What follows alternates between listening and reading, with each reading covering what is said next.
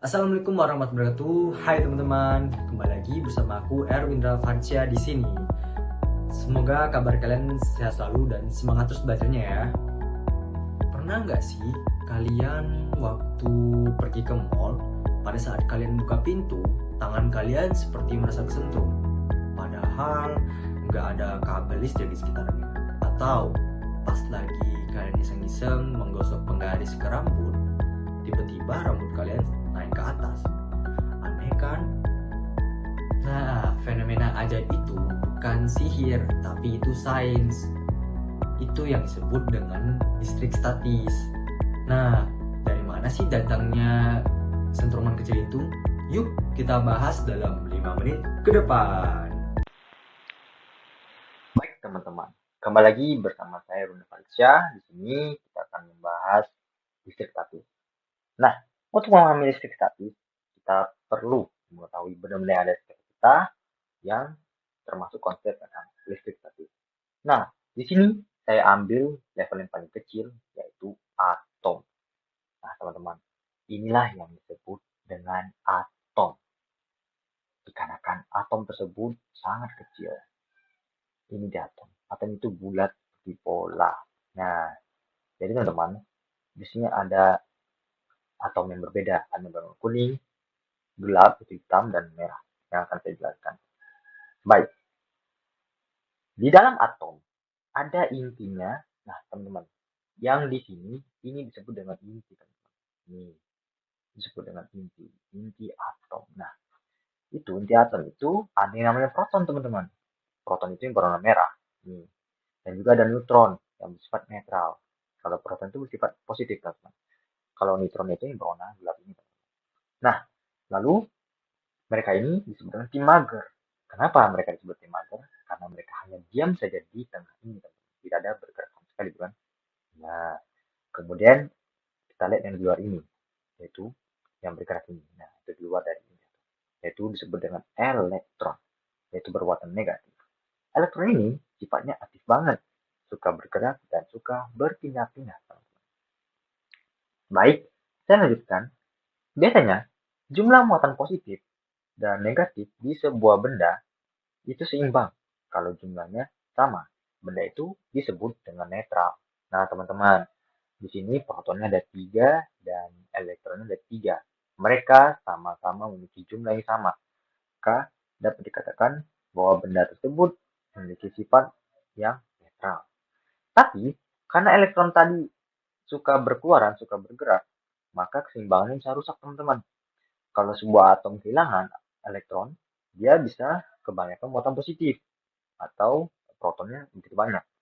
Dan sebaliknya, kalau misalkan ada kehilangan tamu atau kedatangan tamu elektron yang baru, dia berubah menjadi bersifat negatif atau elektronnya sudah banyak sekali.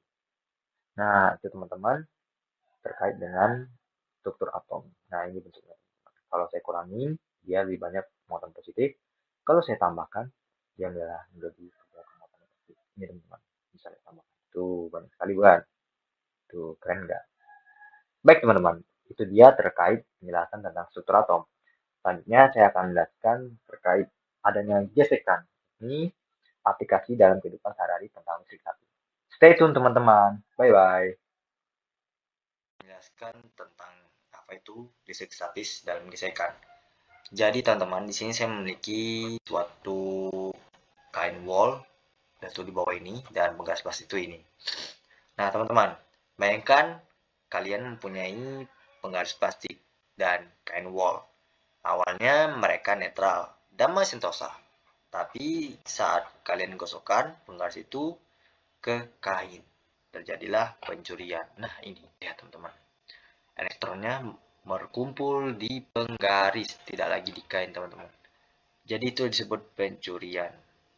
Jadi energi dari gosokan itulah yang bikin elektron kain wol loncat pindah ke penggaris plastik. Ingat ya teman-teman, yang pindah cuma elektronnya saja. Jadi sekarang penggaris plastiknya sudah dipenuhi elektron. Jadi penggaris plastik sudah bermuatan negatif, sedangkan kain wolnya yang di bawah ini bermuatan positif. Terus apa sih efeknya? Kalau penggaris yang negatif, jika didekatkan ke potongan kertas kecil, kertasnya bakal nempel teman-teman. Kenapa? Karena muatan negatif di penggaris menarik muatan positif yang ada di kertas-kertas kecil itu. Itulah disebut dengan listrik statis. Jadi aturannya sangat simpel kan teman-teman? Nah, itu yang disebut dengan listrik statis. Jadi mungkin itu saja yang dapat saya sampaikan terkait tentang pembelajaran listrik statis teman-teman. Jadi listrik statis itu sangat berpengaruh dalam kehidupan kita. Jadi ini tadi saya jelaskan, ini elektron dan ini penggaris dan ini kain wall yang di bawahnya. Mungkin saya dapat sampaikan teman-teman. Terima kasih dan sampai jumpa lagi. Bye-bye. Nah, sekarang sudah paham kan akibat tentang listrik statis itu? Jadi listrik statis itu dikarenakan akibat ketidakseimbangan tiga muatan itu. Nah, kuncinya ada di si elektron tersebut. Karena elektron tersebut suka berpindah-pindah.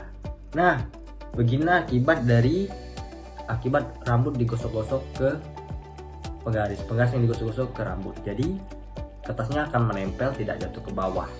Dan inilah sisi bukti nyata aplikasi dalam kehidupan sehari-hari. Sekian dari saya. Apabila saya terdapat kesalahan, mohon dimaafkan. Jadi kalian bisa dicoba sendiri di rumah, gunakan penggaris ataupun bahan material, lalu terapkan seperti apa yang saya bilang. Jadi jangan lupa stay tune dan saya akan upload video selanjutnya lagi untuk pembelajaran selanjutnya. Bye bye.